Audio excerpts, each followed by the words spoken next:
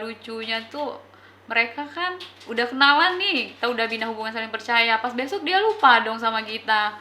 Kadang kita nggak dipanggil mereka perawat, karena ibu pramugari gitu, atau ibu kerjanya di bank atau gimana gitu. Ada sih satu pasien yang ngerasa nih, teman sih, bukan kejadian, bukan sama saya. Dia ngerasa ibu ini tuh istrinya dia. Oh, jadi setiap ketemu, Setiap ketemu, tapi dia nurut, Mbak. Kadang namanya ODGJ, kadang dia pakai bajunya, baju sore nih, dikasih baju malam dia pakai lagi, dikasih baju pagi dia pakai lagi. Jadi dia udah pakai baju berlapis-lapis. Kalau disuruh sama yang lain dia nggak mau, dia nggak denger. Tapi yang tadi dia anggap istrinya dia, katanya dia panggil, nah ibu, ya kenapa? Bajunya dilepas. Oh iya, ngomong gitu kan, saya lepas. Nanti kalau kamu udah nggak gila lagi, saya mau jadi istri kamu.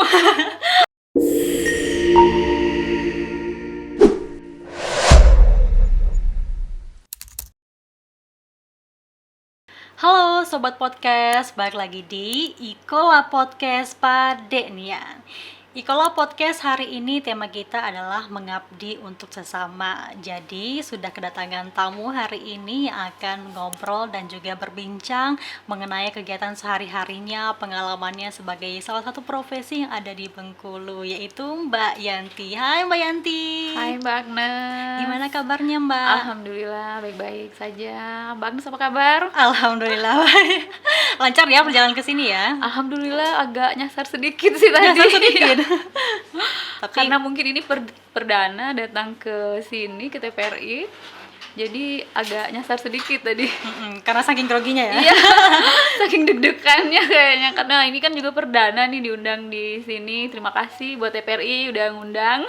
Iya, terima kasih juga Mbak Yanti udah menyempatkan hadir ya di sini di tengah-tengah kesibukannya. Boleh nih Mbak diceritain kalau dari kegiatan sehari-harinya itu apa aja sih Mbak yang dia lakuin? Kegiatan, alhamdulillah saya sebagai perawat RSKJ ini dari 2017 Mbak. Jadi kalau kegiatan sehari-hari mungkin sama kayak kantor-kantor lain, kita mulai dari jam 7.30 sampai jam 2 siang.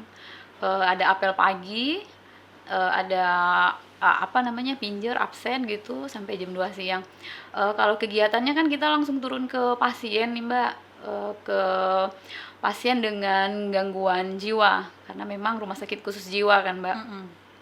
Kegiatannya sih pagi kita langsung cek pasien, nanti ikut dokter visit dan semua bla bla instruksi dokter yang memang untuk kebutuhan pasien kita gitu. Karena kebetulan saya memang di bagian rawat inap, terus pasien ODGJ dengan sakit fisik pun itu dirawatnya di ruangan ini, di ruangan saya gitu. Jadi sih kalau buat pengalaman, mungkin kalau untuk pasien-pasien yang pure sakit fisik doang kan beda nih cara ngerawatnya sama pasien dengan ada gangguan jiwa. Jadi itu beda ya, fisik dengan gangguan jiwa. Iya, apalagi pasien jiwa terus ada sakit fisiknya Mbak.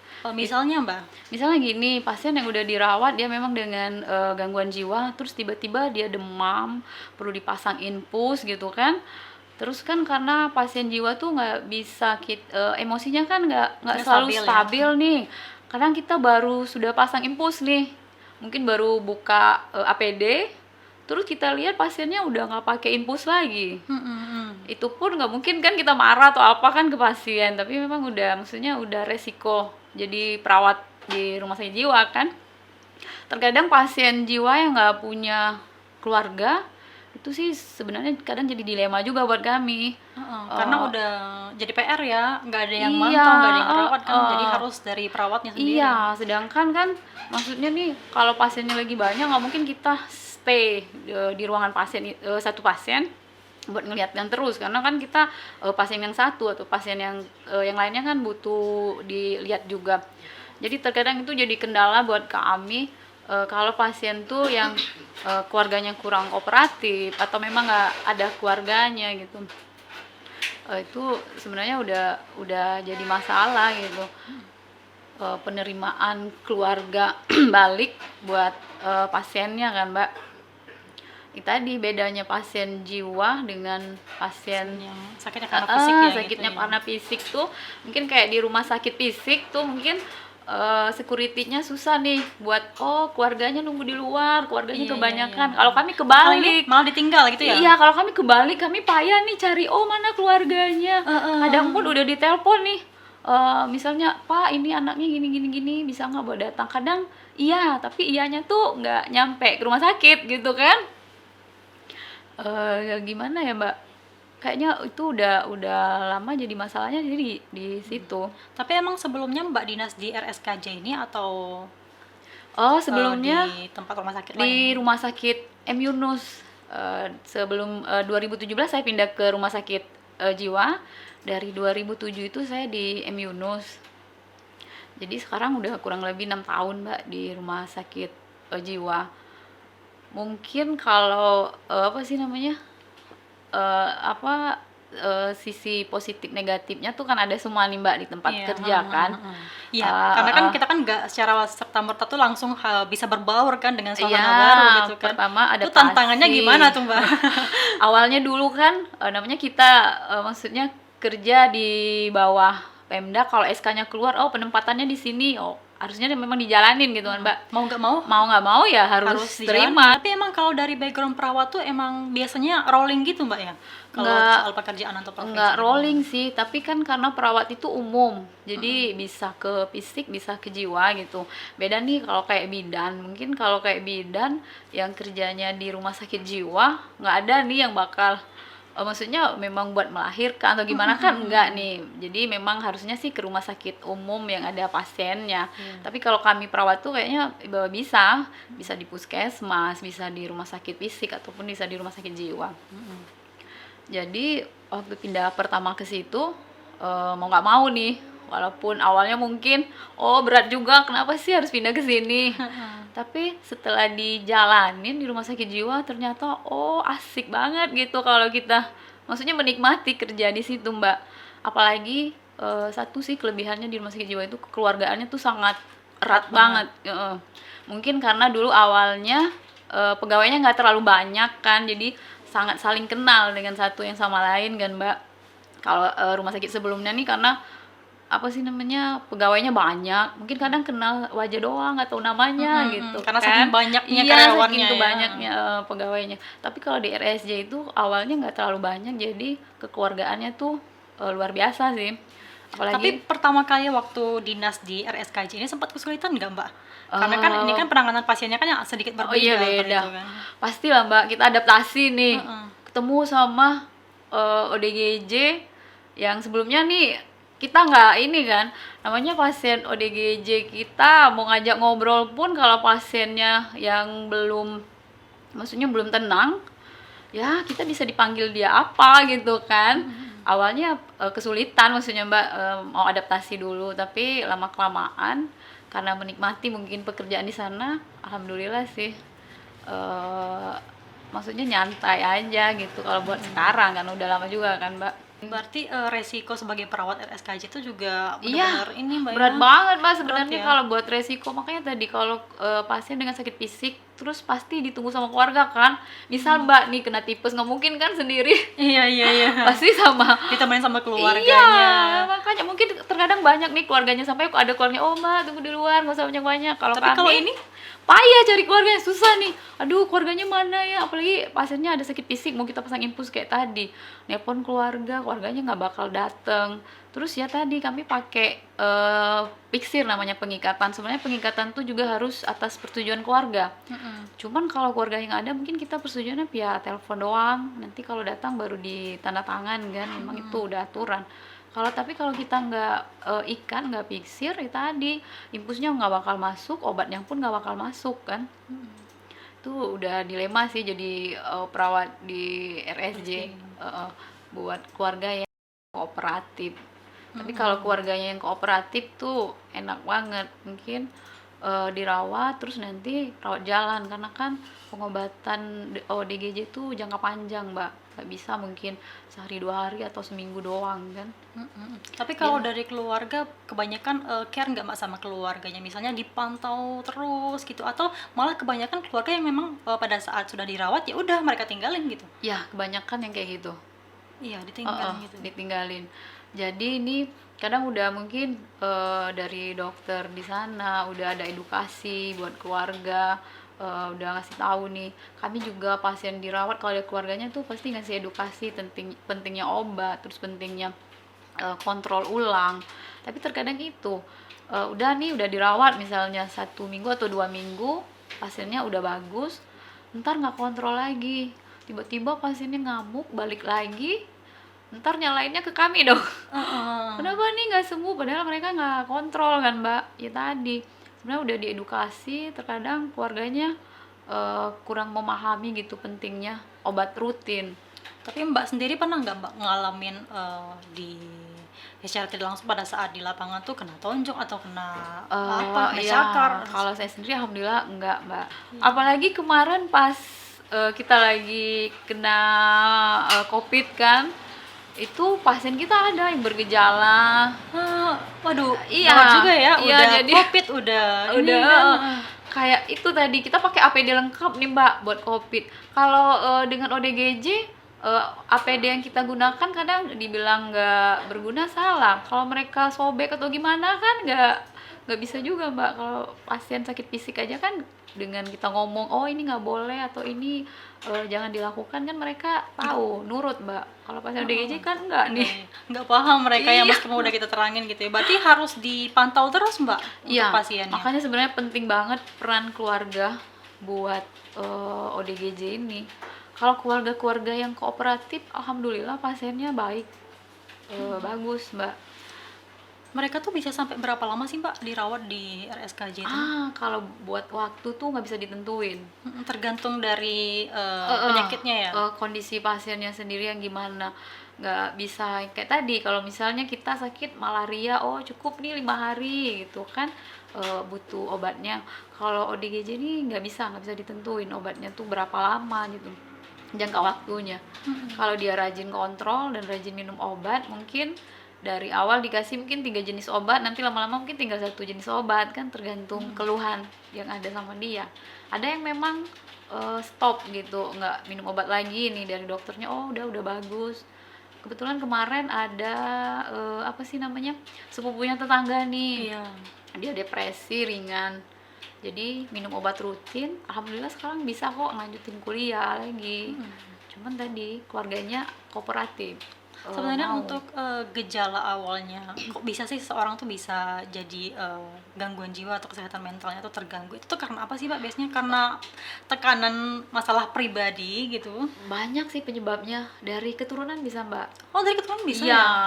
makanya mbak kalau apa sih orang tua bilang dulu mau cari calon tuh harus bibit bobot bebet.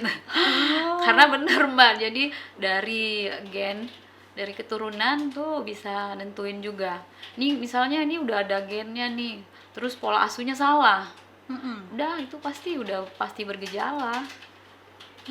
Iya gitu Meskipun mbak. pada saat misalnya masih kecil itu masih normal gitu, tapi ada Iya. kemungkinan untuk Ada. Kalau misalnya pola asuh dari lingkungan, apalagi sebenarnya sekarang dari medsos ya Mbak. Anak-anak sekarang tuh medsosnya kalau digunain buat yang hal positif bagus banget, tapi terkadang nih banyak yang hal-hal yang negatif di sana, itu salah satu penyebabnya juga Mbak. Terkadang anak-anak SMP dengan kenakalan mereka kan udah ada yang dirawat. Iya, jadi kadang sekolahnya sampai putus sekolah. Mungkin orang tua kerja nih kurang perhatikan anaknya. Jadi mungkin gejala awal yang ini belum dilihat nih sama orang tua. Pas udah gejalanya udah parah, barulah baru dibawa. ketahuan. Iya. Ya pengobatannya pasti lebih lama kan, Mbak. Karena gejalanya udah lumayan parah kan. Tapi gejala yang sering Mbak temui pada saat jadi perawat itu apa aja Mbak? Macam-macam sih Mbak kalau gejalanya.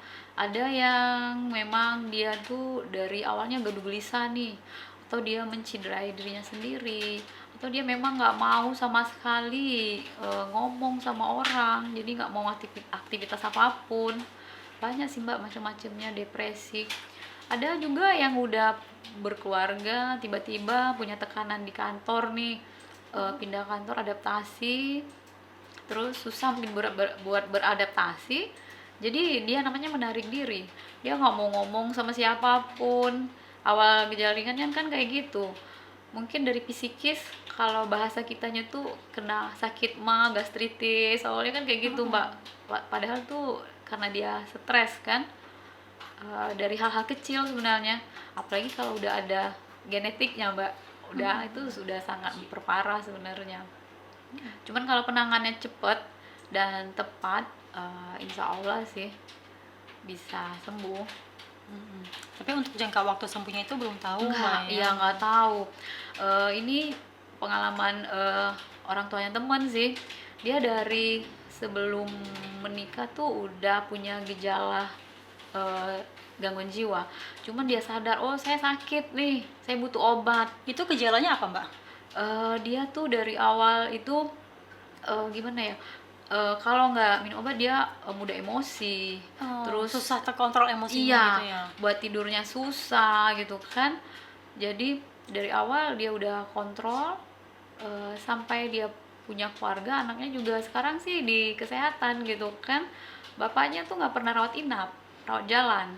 Karena tadi satu hal juga sih buat ODGJ itu yang kita susah ngasih tahu, oh kamu tuh sakit loh, butuh obat, nah gitu. Tapi dia nggak mau mengakui gitu. Iya, Saya sehat-sehat aja nih gitu karena kan. kadang ngapain nih saya dibawa ke sini, saya baik-baik aja, kan banyak yang gitu. Itu yang susah juga sebenarnya, Mbak, sih. buat ngasih tahu. Makanya selain dokter psikiater kan di rumah sakit juga punya psikolog nih, buat ngasih apa sih, untuk tahu apa sih penyebab sebenarnya gitu. Mungkin psikolog juga nggak bisa ngobrolnya 1 kali 2 kali doang, ngobrolnya lama, oh nanti baru tergali masalahnya apa. Karena kan itu kan juga salah satu cara untuk mencegah Mbak ya, kalau misalnya sudah ODGJ statusnya seperti itu kan. Iya, Ini kan masih gejala awal, gejala ringan gitu. jadi buat tahu oh penyebabnya nih apa. Kalau udah tahu penyebabnya kan, Mbak, kalau kita enak. Banyak anak-anak juga tuh yang dari hal-hal yang negatifnya, mungkin dari minum apa atau makanan apa gitu kan, Mbak. Intinya untuk narkoba juga ditangani di RRKJ ini. Kalau sekarang buat narkoba enggak. Enggak. Kalau dulu kan memang ada rehab narkoba, dulu kan namanya RSJKO, jadi jiwa dengan ketergantungan obat juga. Oke, jadi sebenarnya Mbak, saya mau juga ceritain Mbak. Jadi Ya. kalau dari lingkup sosial saya juga ada beberapa teman saya yang memang pada saat mereka punya masalah itu mereka tuh kayak silet-siletin tangannya gitu loh Mbak. Dia bilang, Oh. di bagian sini tuh tiba-tiba kok ada ini, oh nggak ada, biasa aja, dia bilang kayak gitu. Itu Oh. termasuk dalam gejala awal Itu untuk... sebenarnya udah nggak gejala awal, Mbak. Tapi mereka tuh normal-normal aja Mbak gitu loh. Dari keseharian ya biasa aja aktivitasnya gitu. Itu udah termasuk gangguan jiwa, Mbak. Sebenarnya itu udah termasuk depresinya, udah nggak ringan lagi. Harusnya harus dikonseling tuh, Mbak. Iya Mbak ya. Iya, harus dikontrol. Mungkin 1 kali 2 kali mereka mencoba, nggak apa-apa nih, baik-baik aja. Tapi kan nggak tahu nih buat selanjutnya. Itu tuh termasuk kepuasan diri mereka yang menyakiti diri sendiri itu atau gimana tuh Mbak? Bukan kepuasan tadi, gangguan jiwa. Karena saking depresinya Iya, gitu ya. itu ada gangguan jiwa yang perlu didalamin nih, masalahnya apa. Gejala awal yang nggak diketahui itu sebenarnya udah gejalanya udah lumayan berat, Mbak. Kalau udah menyakitin diri sendiri kan. Meskipun memang gejala dari aktivitasnya Nggak terlihat seperti itu ya. mungkin untuk aktivitasnya belum terganggu karena tadi mereka merasa oh saya baik-baik aja, saya nggak sakit nih gitu. Dengan mereka ini menyakiti diri sendiri, mungkin kepuasan mereka tersendiri, padahal itu udah gangguan jiwa banget tuh, Mbak. Kalau kita kan kalau masyarakat pada umumnya udah nangis aduh lega gitu kan. Iya. Tapi mereka tuh kayak udah menyilat-nyilat baru oh lega gitu Iya, dengan itu permasalahan mereka. udah gangguan, Mbak. Kalau ya normalnya kita kalau sedih ya nangis, kalau lucu ya ketawa, kan sebatas itu doang, Mbak. Nggak mungkin yang itu udah berlebihan. Karena gini, pengalaman pribadi saya ya Mbak, saya tuh pernah dulu tuh kecelakaan gitu. Tapi kecelakaannya karena teman saya yang mengendarai sepeda itu. Jadi sampailah saya tuh terjatuh karena dia yang mungkin dia yang megang gitu kan, megang kendali gitu. Nah, pada saat saya masuk rumah sakit, tiba-tiba ketemu dia lagi. Ternyata udah ada sayat-sayatan di sini gitu kan. Terus temennya bilang itu karena depresi, lihat kamu kecelakaan karena dia gitu. Mungkin dia merasa bersalah Iya, ya, Mbak. karena perasaan bersalah tadi. Karena perasaan bersalahnya jadi, tapi dia nggak ungkapin ke Mbak. Nggak ungkapin, biasa aja gitu. Itu makanya nggak boleh dipendam dalam hati. Jadi kan jadi beban nih kalau dia ungkapin, oh sebenarnya kan kecelakaan tuh bukan dia yang mau juga kan Mbak. Ya tadi rentang adaptasi seorang buat ngadapin masalah kan beda-beda nih Mbak. Mungkin dia dengan kayak gitu apa sih namanya, nggak ngungkapin ke Mbak, tapi dia jadi beban di hatinya dia. Mungkin kalau saya pribadi ya ngomong aja, ya namanya kecelakaan kan, nggak bukan dikehendakin juga, sama-sama jatuh kan, nggak Mbak sendiri kan Iya, yang bener. dilemparnya. Terus sama-sama nggak mau juga kan kalau Iya, misalnya kecelakaan sama-sama itu nggak mau terjadi. juga. Boleh Mbak kita minum dulu sebelum Oh, kita lanjut ngobrolnya. Udah seret tenggorokan ya. Oke, makasih Mbak Agnes. Sebelum tehnya dingin, Oke. masih hangat Mbak. Nah tadi itu kan kayak temen aku kan Mbak, gejala awalnya kan kayak gitu. Tapi kalau kita sebagai temannya itu antisipasi awalnya gitu untuk membantu teman kita agar tidak terjerumus menjadi ODGJ gitu, apa Mbak penanganannya? Komunikasi. Jadi sini kita punya komunikasi efektif Mbak. Diobrolin, maksudnya sama temennya kan, diomongin, oh ini tuh kita kecelakaan nih, saya nggak mau, kamu kan juga nggak mau nih. Kadang tuh kan kita diskomunikasi, jadi mungkin dia nganggap, oh ntar nih temen saya nyalain saya karena saya bawa motor kan. Iya. Ini gara-gara saya dong. Nah, tapi kalau Mbak misalnya dikomunikasikan, oh kita nih jatuhnya bukan salah siapa-siapa, karena memang lagi musibah kan, nggak dipengen nih aku sama kamu juga kan. Karena bukan aja karena kecelakaan seperti itu, kadang tuh dari kalangan mahasiswa pun sebenarnya banyak Mbak dengan gejala seperti itu gitu kan. Nggak jarang kita temuin gitu, karena depresi dosen, tekanan dari Oh dosennya iya, gitu kan. depresi ringan sama tugas dan segala macem ya Mbak. Sebenarnya kalau buat depresi ringan aja sih, kalau bisa ngatasinnya sendiri nggak bakal jadi ODGJ juga Mbak. Iya kan, ya tadi mungkin kalau lagi kesel ya kesel aja, nangis apa gitu kan, setelah itu kan lepas nih. Nggak berlanjut gitu kan. Tapi kalau untuk diagnosa dari ODGJ ini sendiri ada tingkatannya nggak Mbak? Kalau misalnya teman saya itu termasuk dalam yang rendah gitu Mbak ya tingkatannya? Enggak, bukan tingkatan sih Mbak. Kalau kita kalau dari dokter mungkin ada diagnosa skizofrenia atau psikotik akut. Tapi kami dari perawat tuh diagnosanya yang sering muncul tuh namanya halusinasi. Halusinasi di Itu sini masih tuh gejala ringan itu? bukan gejala ringan, itu udah diagnosa keperawatan. Pasiennya biasanya udah dirawat Mbak. Jadi dia tuh kalau dari pendengaran dia mendengar nih. Eh, Kami perawatnya tuh punya apa sih namanya, ada intervensi namanya Mbak. Intervensi di sini kita kasih tuh namanya SP Mbak. Jadi kita ajarin nih pasiennya kalau buat halusinasi itu SP pertamanya namanya menghardik Mbak. Apa itu Mbak? Jadi kita ngajarin buat ngilangin apa yang dia dengar yang palsu kan. Jadi pasiennya tuh kita suruh tutup mata, tutup telinga, nanti ngomong pergi-pergi kamu suara palsu, kalau memang itu halusinasinya pendengaran. Terkadang teman-teman tuh ngasih tahu pasiennya nih pakai bahasa mereka gitu Mbak. Ya kan memang nggak harus pakai bahasa Indonesia iya gitu kan. Jadi kadang yang itu pakai bahasa mereka sendiri kan, mau pasiennya tuh orang dari mana teman-teman tuh pakai bahasa dari pasiennya gitu kan. Suruh tutup mata, tutup telinga, dibilangin oh pergi-pergi nih kamu nggak ada atau kamu apa. Terkadang mereka sampai oh yaudah kalau buat cowok buat cewek kadang dibeda-bedain gitu kan ngomongnya, ya sekedar intervensi dari teman-teman aja, cuman tujuannya buat ngilangin halusinasi mereka. Kalau yang kedua tuh sih buat obat Mbak. Di sini harus patuh minum obat. Terus intervensinya yang ketiga kami itu namanya bercakap-cakap sama nanti aktivitas harian. Jadi pasien yang dirawat itu karena kan dia lingkupnya kecil nih, cuma di kamar, mungkin kayak beresin tempat tidur, ngerapihin kamar, itu udah jadi aktivitas buat mereka. Jadi mereka tuh hanya di kamar posisinya, nggak misalnya keluar Boleh. jalan-jalan itu boleh? Boleh, kalau yang ada keluarganya nanti ada, maksudnya di ruangan tuh ada TV boleh nonton. Kalau lagi jam makan siang mereka makan. Kalau di ruang rawat inap yang bangsal mereka punya tempat makan sendiri nih. Jadi pas makan siang mereka tuh keluar Berkumpul semua gitu. nih, dikumpul di meja makan. Ya namanya kadang pasien ODGJ ada yang cepet nih makannya, ada yang lambat kan. Mm-mm. Terkadang ya yang ini belum habis, temennya udah ngambil nih. Makanya di sana tuh harus benar-benar diperhatiin, Mbak. Berarti harus dikontrol terus, Mbak Iya, ya, harus diperhatikan gitu. dilihat karena kan macam-macam kalau buat yang di bangsalnya kan, Mbak, tuh kan rame-rame. Kalau saya kan di ruang rawat inap yang kelas nih, Mbak. Jadi pasiennya nggak rame-rame kan, Mbak. Di kelas 1 sama kelas 2. Kalau yang di bangsal gitu, Mbak, harus dilihat yang Satu yang ruangan benar. itu bisa banyak pasien gitu di bangsal tuh. Kalau di bangsal itu kapasitasnya satu ruangan itu 20 pasien, Mbak. Enggak cekcok mereka, Mbak, misalnya berantem nih atau apa nih? Ada, Mbak, kejadian berantem. Ntar pasien yang berantem, perawat yang maksudnya pengen misahin, ntar perawatnya yang kena tonjok kan.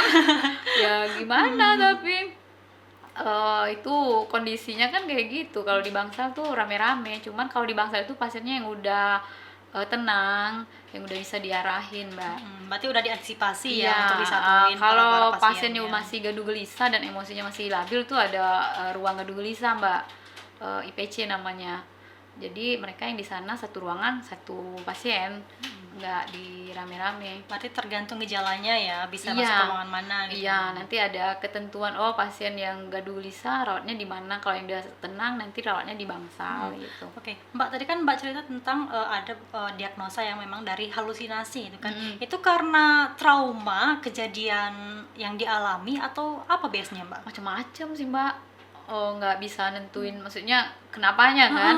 Karena kalau buat pasien yang halusinasi, kalau yang belum kooperatif, kita ngajak ngobrol aja, jangankan dia jawab, Mbak, dia lihat kita aja kan nggak mau.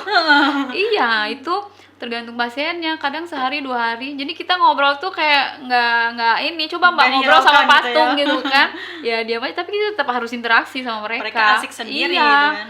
Ya mungkin sekali 2 kali tergantung sama pasiennya, Mbak, nggak bisa ditentuin kan. Pernah sempat kewalahan nggak, Mbak, pada saat nangani pasiennya?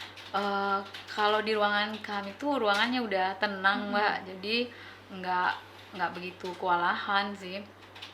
Cuman terkadang nih ada pasien yang udah umurnya 75 tahun dengan gangguan jiwa. Di sana kan mereka udah demensia, udah pikun juga. Iya, udah penyakit tua juga Iya, ya, udah juga. jadi terkadang kitanya ngomong apa, dianya ngomong apa, cuman ya tadi kalau sama pasien kan nggak bisa juga, harus dikerasin, Mbak. Lebih sulit lagi sih ngadepin pasien-pasien lansia gitu. Tapi kalau untuk yang kebanyakan dirawat di RSKJ ini dari kalangan anak muda atau dari Di pertengahan sih dari 20-an mungkin sampai 40-an yang banyak. Itu lebih banyak pasien cowok loh, Mbak, daripada pasien cewek nih. Iya, Mbak, Karena dari 7 ruangan rawat inap tuh cuman ada 1 ruangan yang cewek? yang cewek. Selebihnya Selebihnya, cowok semua? Iya, pasien cowok. Waduh, ini para cowok nih, hati-hati. Hati-hati karena rentang adaptasi cowok kan mungkin lebih rendah nih dari cewek. Jadi sedikit-sedikit mungkin udah depresi. Padahal lebih sensitifnya si cewek, Mbak ya, tapi Cewek. ternyata Tapi kebanyakan mungkin cewek lewat nangis udah Udah lega, selesai. selesai kan, Mbak. Tapi kalau cowok mungkin beda, Mbak. Dipendam, ya itu tadi. iya, kalau cewek kan sharing, Mbak ya, Iya. kalau ada masalah. Kalau cowok tuh kan dipendam sendiri Iya, gitu ya. mungkin mereka jaim, Mbak, buat curhat. Iya sih. Tapi kalau ada nggak, Mbak, pengalaman lucu pada saat Mbak nangani pasien gitu? Apa ya, Mbak ya? Lucunya ngadepin pasien ODGJ sebenarnya. Karena kan gejalanya kan beda-beda gitu kan. Iya, gejalanya beda-beda. Oh ya, Mbak, terkadang gini, mungkin lucunya tuh mereka kan udah kenalan nih, kita udah bina hubungan saling percaya. Pas besok dia lupa dong sama kita. Kadang kita nggak dipanggil mereka perawat, kadang oh ibu pramugari gitu, atau ibu kerjanya di bank atau gimana gitu. Ada juga yang ngomong, oh ibu ini mirip dong sama suami, sama istri saya di rumah. Kita mau marah nggak mungkin kan, namanya juga pasien ODGJ. Iya, paling kita iyain ya aja. Ada sih satu pasien yang ngerasa nih, teman sih, bukan kejadian, bukan sama saya. Dia ngerasa ibu ini tuh istrinya dia. Oh, jadi setiap ketemu, Iya. oh Setiap istriku gitu. ketemu, tapi dia nurut, Mbak. Kadang namanya ODGJ, kadang dia pakai bajunya, baju sore nih, dikasih baju malam dia pakai lagi, dikasih baju pagi dia pakai lagi. Jadi dia udah pakai baju berlapis-lapis. Oh. Kalau disuruh sama yang lain dia nggak mau, dia nggak denger. Tapi yang tadi dia yang anggap dianggap istrinya istrinya dia, katanya dia panggil, nah ibu, ya kenapa? Bajunya dilepas. Oh iya, dia ngomong gitu kan, saya lepas. nanti kalau kamu udah nggak gila lagi, saya mau jadi istri kamu." Langsung Iya bu, saya dilakukan. nurut bu, kamu mandi dulu ya kan. Itu kita tuh ya disitulah mungkin sisi lucunya ya mbak. Aduh kalau dipikir-pikir, oh siapa juga yang mau jadi, mungkin kan temen tuh mikirnya enggak, tapi ya demi pasien. Kamu mandi pakai bajunya sesuai aturan nih, kalau baju siang ya pakai baju siang, kalau baju malam ya dia nurut. Tapi ya itu tadi pasti dia ngomong, nanti dia cerita sama siapa, oh istri saya tadi mana ya tuh gimana. Karena udah nganggap sebagai istrinya Iya. gitu ya. Tapi ada nggak Mbak, pasien yang memang ngoceh terus gitu nggak siang malam nggak? Ada. Kayak ngobrol sama seorang tapi Iya, orangnya nggak ada gitu itu kan? tadi mungkin halusinasi penglihatannya dia ngelihat ada. Jadi tapi pas kita panggil, oh pak ini nih, oh iya kenapa bu, udah kita tinggal, nanti dia ngobrol sendiri lagi. Ya udah, kadang mereka gini juga mbak, mungkin kayak hiburan kayak kita di situ mbak. Kadang mereka nyanyi apa, kadang lagunya juga kan nggak sesuai yang ini ya, buat apa sih namanya, bahan nyenengin kita di ruangan. Tapi kalau untuk hal yang tidak menyenangkan pada saat bertugas, Iya tadi mungkin mbak, resiko yang kami ambil ya tadi mbak, kalau yang langsung turun ke pasiennya, ya tiba-tiba pasien ditonjok pasien. Terkadang maaf ya mbak, pasiennya BAB BAK sembarangan nih di kamar.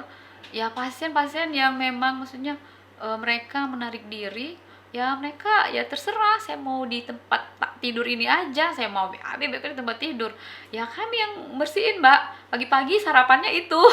aduh, Pagi-pagi nyampe lihat, aduh pasiennya wangi banget mbak.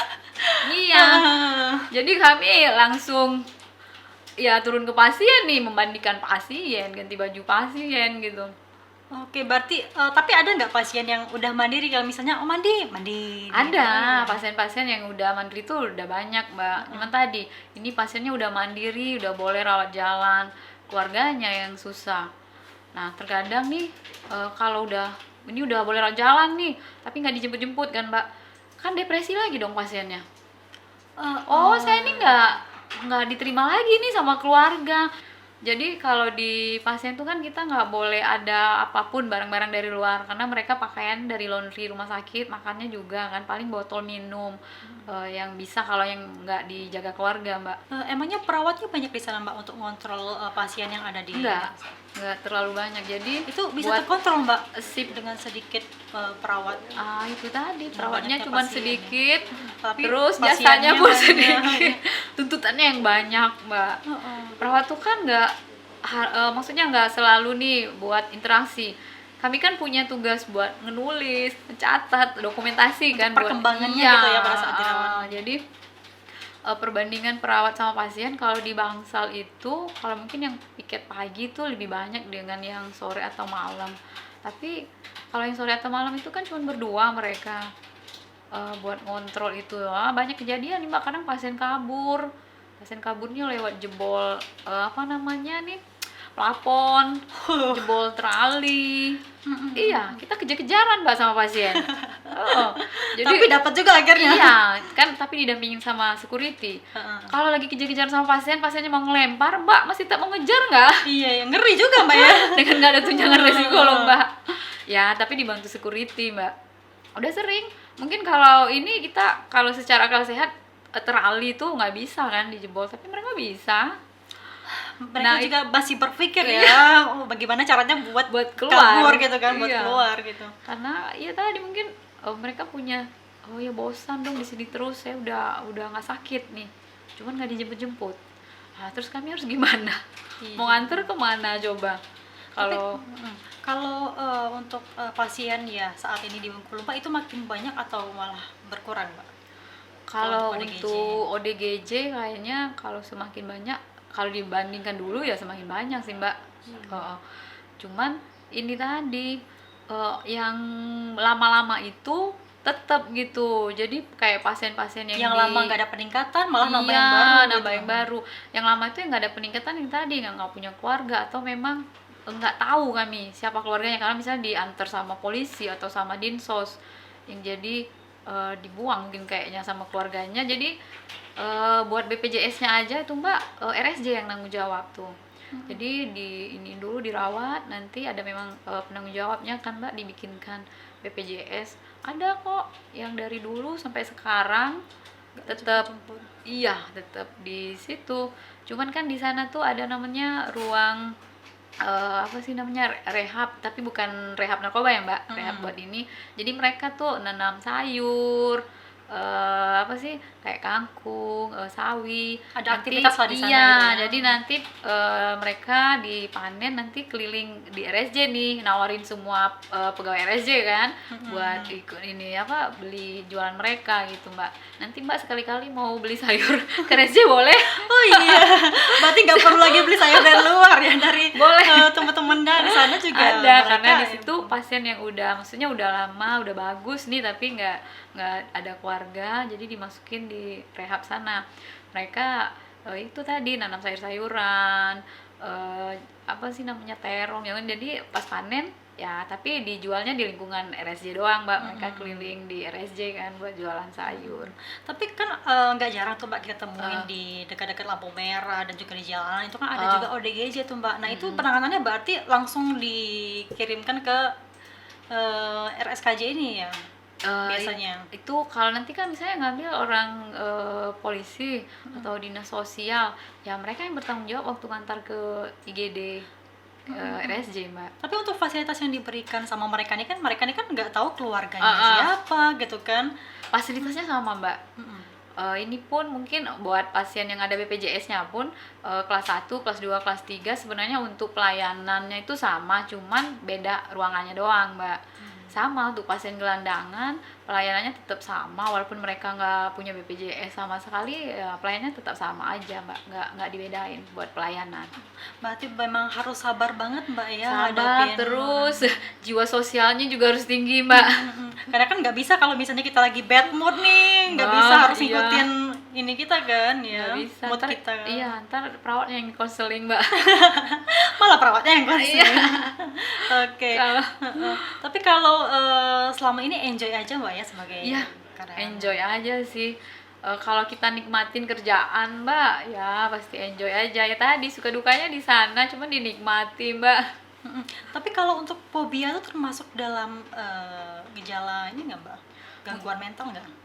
Kalau fobianya masih bisa diatasin sendiri, kayaknya belum masuk ke gangguan jiwa Mbak. Cuman kalau fobianya udah berlebihan, udah jadi gangguan jiwa dong Mbak. Saking takutnya itu Iya, kan. nanti kalau takut akan sesuatu. fobia kan nanti udah timbul nih diagnosa, oh halusinasi nanti.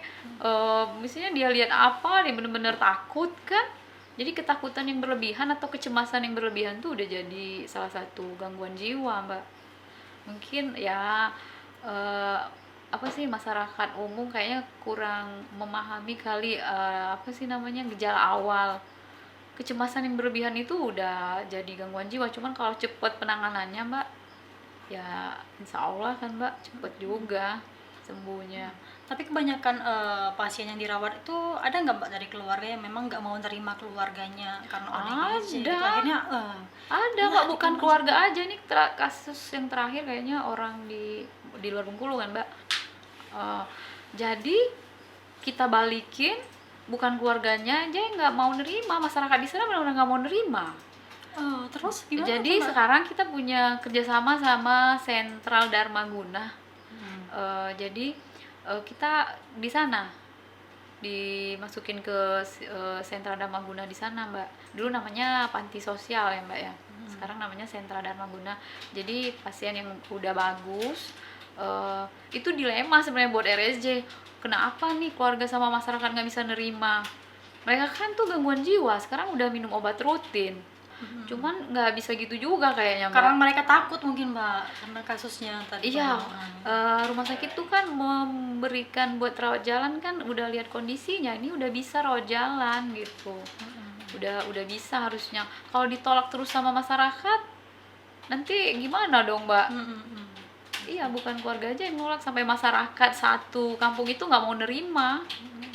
Tapi kalau untuk gejala yang parah dan sulit untuk ditangani, biasanya untuk tingkat kesembuhannya tuh sangat rendah gitu. Biasanya gejalanya apa Mbak? Gejalanya Oh, pasien ini Mbak, dia tuh kalau berulang dan nggak minum obat rutin, kalau gejalanya sih awal masuk pasti pasiennya gaduh gelisah Mbak. Ngoceh nggak keruan, gaduh gelisah, nggak ngerawat diri, dibawa masuk kan, nanti udah tenang, udah dikasih minum obat rutin. Cuman kalau kurang pengawasan minum obat, kadang dia nggak minum obat. Ada juga dia jatah obat 1 bulan dia minum 1 kali. Nanti pasiennya kaku dong. Iya Nggak ada kan? perkembangan gitu. Iya, jadi ada tuh yang pasiennya tiap bulan hampir masuk nih. Balik, masuk lagi, balik, masuk. Gejalanya sih sebenarnya nggak terlalu berat, Mbak. Cuman ya tadi dia nggak punya kegiatan, sekolahnya juga nggak berlanjut, orang tuanya juga udah, maksudnya udah lanjut usia juga kan buat ngurusin dia. Bolak-balik tuh ke RSJ. Ya tadi, dia minum obatnya tanpa pengawasan. Dia minum obat terus, kadang dia mau benar-benar minum, terakhir masuk dia minum semua. Aku, kenapa kamu masuk lagi? Aku minum obat kok Bu, katanya kan. Terus kenapa? Aku minum semua Bu, katanya. Ya Oh ampun. bagus gitu. Tapi kenapa dia nggak mau dirawat, Mbak? Dirawat itu. Dirawat. Iya dirawat, tapi entah kalau udah tenang balik lagi kan Mbak. Udah tenang balik lagi. Iya, iya, Ya iya. Karena tadi, prospeknya bagus tadi dikembalikan ke keluarga. Iya, kalau ternyata- udah bisa rawat jalan kan kita balikin nih Mbak. Kalau udah ini dibawa lagi sama keluarganya. berarti meskipun sudah sembuh tapi bisa Kalau lagi kalau gitu. sembuh total kayaknya kalau untuk ODGJ itu nggak bisa Mbak. Iya, Mbak. Iya, jadi harus minum obat rutin dan kontrol. Karena tadi buat emosinya labil. Kadang kan pasiennya malam nggak bisa tidur nih. Kalau kita nggak bisa tidur pasti emosi labil dong. Iya, iya. Kita yang nggak ODGJ aja kalau nggak bisa tidur malam Mbak, Gelisah ya, Mbak, iya, ya? pasti emosinya udah nggak bagus kan Mbak. Apalagi memang pasien yang udah lama minum obat rutin. Terus ada juga keluarga yang memang karena keluarganya ODGJ ini akhirnya diborgol sendiri, dikurung sendiri di rumah gitu Pasung kan. namanya Mbak. Heeh. Ya, pasien-pasien pasung kalau dulu masih banyak Mbak, tapi sekarang mungkin di daerah dan ini kan tim kesehatannya udah banyak edukasi nih Mbak. Kalau dulu sekali bawa pasien pasung mungkin 5, 10 dipakai kayu sampai kakinya Iya, itu sampai kecil kakinya tuh dikurung sebelah. gitu Iya. kan. Dulu awal-awal saya ke RSJ tuh masih banyak banget pasien pasung, tapi buat sekarang sih udah alhamdulillah udah nggak terlalu banyak lagi Mbak. Masih ada 1-2 tapi nggak kayak dulu. Mungkin untuk promkes di daerah udah berjalan kan Mbak, udah ada perkembangan. Terus psikiater juga kan ada edukasi buat ke daerah-daerah juga Mbak, buat edukasi masyarakat. Kalau dulu banyak banget Mbak pasien pos pasung, pasien ini dipasung pakai kayu. Ya biasanya di daerah-daerah gitu kan, Iya. Mbak. Karena daerah saya itu juga ada tuh, Mbak. Iya, Kayak dimasukin gitu. ke kandang ayam Mbak, sampai pasiennya tuh nggak bisa duduk, maksudnya nggak bisa berdiri, duduk kayak gini terus. Posisinya kan namanya kandang ayam Mbak, kecil kan. Ada dulu dari awal saya kerja di RSJ Mbak. Kalau untuk terakhir sini udah berkurang, masih ada sih 1-2 gitu, cuman nggak sebanyak dulu. Karena kan prihatin juga sebenarnya, Mbak, ya. Iya, Itu kan karena terkesan terlihat kayak keluarganya nggak mau ngurus gitu kan. oh, karena ini udah banyak tadi Mbak promosi kesehatan, memang pasung nggak boleh. Jadi kalau memang ada gejala ODGJ langsung bawa ke rumah sakit jiwa. Karena buat sistem rujukannya juga nggak seribet rumah sakit fisik Mbak. Kalau di rumah sakit jiwa kan pasien udah gaduh gelisah tinggal dibawa aja ke IGD. Kalau di rumah sakit biasa kan harus Iya. administrasi dulu, Mbak. Iya, Gini dulu, harus Mbak, rujukan gitu. online sekarang Mbak. Jadi mungkin ribetnya di sana. Terus ada lagi nih Mbak kendala kami kayaknya. Pasien jiwa yang sakit fisik yang udah nggak tertangani lagi di rumah sakit jiwa, kita kan harus rujuk nih ke rumah sakit fisik. Kayaknya rumah sakit fisik kita nggak nyebutin rumah sakitnya Mbak. Iya. Mungkin dari rumah sakit fisik yang ada di Bengkulu. Dia nggak mau nerima. Iya, dengan oh ini dari rumah sakit jiwa nih mau ngantar pasien. Mereka kayaknya udah blacklist. Jadi kami itu salah satu kendala dari rumah sakit jiwa juga Mbak. Kita susah banget pakai sistem rujukan online. Harus ngomong dulu ini apa kan. Udah dibilang nih nanti kalau udah dari rumah sakit jiwa kayaknya blacklistnya udah susah banget. Tapi itu masuk. nggak seluruh rumah sakit di Bengkulu kan, Mbak, yang Enggak. Pernah dulu pasiennya memang udah benar-benar butuh harus banget. ditangani kan. Iya, jadi kejadiannya juga malam. Jadi teman-teman yang malam tuh nggak ngelihat ini sisrut lagi, kayaknya nggak ngelihat sistem rujukan online, mereka langsung bawa karena pasiennya kondisinya udah gawat darurat sebenarnya Mbak. Itu salah satu kesulitan kami juga sih sebenarnya dari sistem rujukan. Ya teman-teman juga kan kalau dengar, oh dari mana nih, oh dari rumah sakit jiwa, kayaknya Iya, dalam rasanya tanda kayak, kutip banget Mbak. Padahal kan nggak semua pasien jiwa itu menakutkan. Ada juga yang memang udah Iya, dan menyenangkan. Mbak udah pernah ke rumah sakit jiwa Mbak? belum sih. Boleh loh Mbak main. Orang rumah sakit jiwa pada awet muda Mbak. Karena Ya. main terus ya sama teman-teman di sana ya. Tapi untuk anak magang itu kan banyak sih Mbak ya yang Iya, dibantukan di sana. iya ada. Untuk anak-anak yang magang di sana ada Mbak. Jadi terbantu juga lah Mbak ya. Tapi untuk menangani tadi kan Mbak cerita soal kalau misalnya ada pasien yang memang sakitnya fisik terus nggak diterima sama rumah sakit. Kalau penanganan dari RSKJ-nya sendiri gimana tuh Mbak antisipasinya? Kita punya dokter penyakit dalam buat sekarang, sama dokter saraf juga ada, dokter anak, tapi mereka kan nggak standby nih. Kita penanganannya sama Mbak, cuman kekurangan mungkin dari obat-obatan kan nggak lengkap kayak rumah sakit fisik, tapi ya harus diadakan gitu. Kita mungkin kalau buat penanganan pelayanannya sama buat rumah sakit fisik, cuman kekurangannya di sana Mbak. Buat obat-obatannya nggak lengkap, sarana dan prasarananya juga nggak lengkap. Sekarang sih alhamdulillah udah ada ruang ronsen Mbak. Kalau dulu buat ronsen aja kita harus ngerujuk nih. Buat ronsen torak aja kita harus ngerujuk. Kalau sekarang sih udah ada walaupun masih manual Mbak. Cuman alhamdulillah udah ada, udah bisa nentuin, oh ini udah bisa kita ronsen sendiri, kita udah punya dokter penyakit dalam sendiri, bisa kita konsulkan. Jadi kalau memang pasien itu nggak harus kita rujuk, kita nggak rujuk sebenarnya Mbak. Kalau pasiennya memang butuh banget penanganan yang di luar rumah sakit baru kita rujuk. Cuman tadi kendalanya ya di sistem online-nya agak susah Mbak. Kalau bisa ditangani dari karena kita kan pasti bisa, ya. kita tanganin dulu Mbak di RSJ. Kalau memang udah nggak tertangani lagi fisiknya di RSJ baru kita rujukan. Iya, karena kayak labor juga kita kan nggak lengkap nih pemeriksaan labor, mungkin pemeriksaan dasar aja, nggak seluruh pemeriksaan kita punya kan Mbak. Karena tadi kita kan rumah sakit khusus jiwa sebenarnya Mbak. Iya sih. Oke. Mungkin ada nggak Mbak pesan-pesan yang pengen Mbak sampaikan untuk keluarga dari yang memang saat ini lagi dirawat, atau mungkin ada ODGJ di luar sana yang memang butuh penanganan nih Mbak? Boleh silakan Mbak. Oke, mungkin kalau buat keluarga sih penanganan pasien ODGJ itu enggak pure dari rumah sakit atau dari perawat, dari dokter aja. Peran keluarga itu sangat penting buat kesembuhan pasien. Itu yang pertama, keluarganya harus kooperatif untuk kesembuhan pasiennya. Keluarga dan masyarakat sebenarnya Mbak, penerimaan keluarga dan masyarakat itu sangat penting, karena pasien dengan gangguan jiwa itu ya bisa sembuh, mereka bisa beraktivitas seperti biasa asal tadi keluarganya bisa mengontrol obat dan kontrol rutin ke rumah sakit. Jadi penerimaan keluarga dan masyarakat itu sangat penting buat kesembuhan pasien ODGJ. Jangan dikucilkan dong, harusnya diayomin. Diajak buat aktivitas ke ini, bukan ditutup nih buat sosialnya, nggak boleh. Oh ini pernah dirawat di RSJ nih, nggak usah ditemenin atau nggak usah dikasih pekerjaan. Kayaknya itu harus dirubah Mbak. Berarti Pola dukungan pikir. dari Iya, support dan dukungan dari keluarga dan masyarakat itu sangat penting buat pasien ODGJ. Agar mereka sembuh. Iya, agar mereka sembuh dan bisa melakukan semua aktivitas kayak yang biasa gitu kan. Karena mereka sakit juga bukan kemauan mereka sebenarnya Mbak. Dan mereka udah berobat ke rumah sakit jiwa, kita udah kasih yang terbaik nih, dokter sama perawat dan semua pegawai rumah sakit jiwa udah ngasih yang terbaik. Kalau keluarga sama masyarakat nggak nerima, sama aja. Iya. Mbak ya. Berarti harus bisa menerima ya, baik dari kalangan keluarga maupun masyarakat, untuk bisa menyembuhkan mereka yang butuh menyembuhkan pertolongan. total. Jadi kan mereka bagian nih dari masyarakat, harus diterima dong. Iya, terima kasih Mbak Yanti Iya, sudah makasih hadir di banget, Kola Mbak Podcast. Agnes. Semoga berkesempatan ya Agnes Iya. bisa main-main ke sana. Iya Mbak, begitu kan, ditunggu juga, buat main gitu. maksudnya. Iya, Sobat Podcast, jangan lupa like, komen, dan subscribe channel YouTube TVRI Bengkulu dan share ke teman-teman kalian. Sampai jumpa di Kola Podcast berikutnya. Sampai jumpa.